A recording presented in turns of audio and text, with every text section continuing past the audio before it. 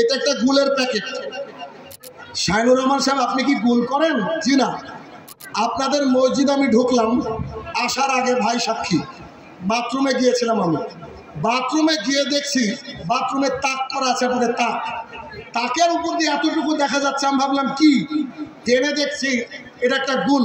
এখন কেউ বলতে পারে শাইনুর রহমান এই হয়তো গুল করে আর আমাদের এলাকায় এসে আমাদের এলাকার মানুষের বদনাম করছে, এই জন্য আমি ভিডিও করে নিয়ে এসেছি যে আমি যে এই প্যাকেটটা পারছি, এই পাড়ার কিন্তু ভিডিও আমার কাছে অলরেডি আছে। কত বড় শয়তান হলে আল্লাহর ঘর মসজিদে ঢোকার আগে এই গুল করে ঢুকে।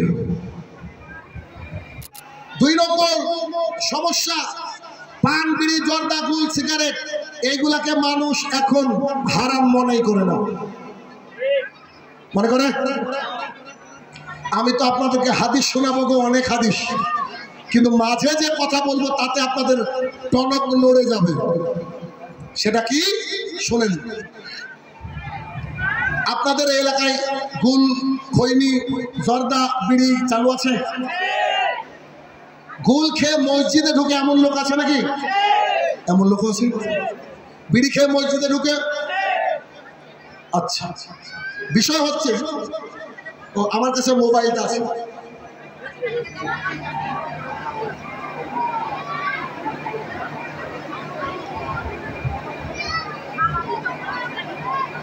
এটা একটা গুলের প্যাকেট,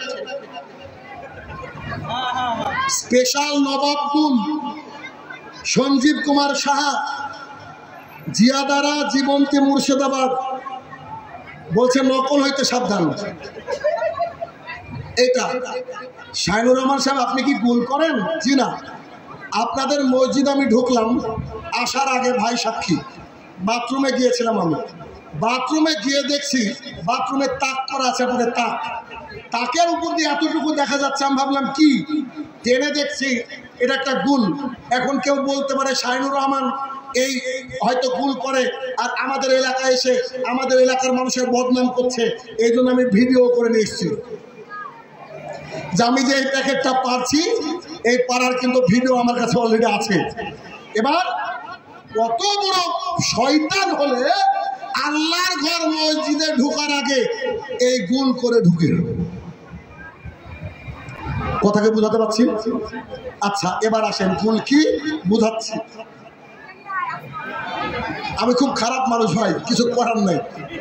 দেখেন, আল্লাহ সুবহানাহু ওয়া তাআলা কোরআনুল কারীমের মধ্যে বলেন, ইয়া আইয়ুহান নাস কুলু মিম্মা ফিল আরদি হালালান তাইয়্যিবান ওয়া লা তাত্তাবিউ খুতুওয়াতিশ শায়তান। আল্লাহ সুবহানাহু ওয়া তাআলা বলেন, ও বিশ্ববাসী, পৃথিবীর মানুষ, তোমরা শুনো, আমি আল্লাহ তাআলা তোমাদের জন্য রুজির ব্যবস্থা করেছি আল্লাহর জমিনে, আমার জমিনে। এই আমার জমিনে যে তোমাদের জন্য আমি রুজির ব্যবস্থা করেছি, তার থেকে তোমরা হালাল এবং পবিত্র বেছে বেছে খাও। আল্লাহ সুবহানাহু ওয়া তাআলা এটা বলছেন। এখন প্রশ্ন হলো, আমরা সূরা মাইদা 5 আয়াত নম্বর 90 এবং 91, এইখানে আমরা দেখি আল্লাহ সুবহানাহু ওয়া তাআলা বলছেন, ইয়া আইয়ুহাল্লাযীনা আমানু ইন্নামাল খামরু ওয়াল মাইসিরু ওয়াল আনসাবু ওয়াল আজলামু রিজসুম মিন আমালি শাইতান ফাজতানিবুহু লাআল্লাকুম তুফলিহুন।